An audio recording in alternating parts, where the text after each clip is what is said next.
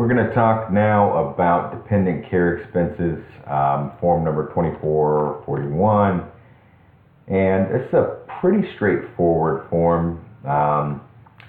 There's phase out provisions as it relates to this and to where it wouldn't really be, doesn't apply for some, but most people it absolutely does help.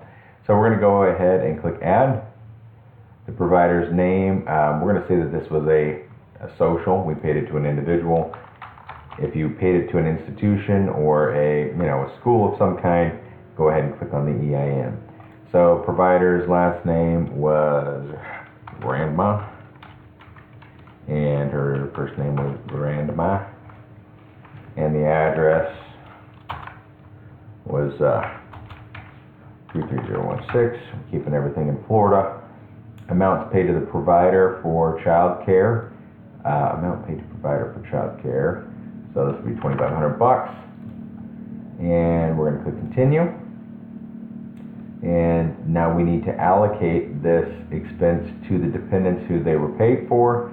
And so this guy, he got $2,000 worth of the $2,500. And this gal, she only had $500 worth of that. So we click continue, and we click continue, and that's more or less, this is not really commonly used to where people go in and start drilling down into these additional sections.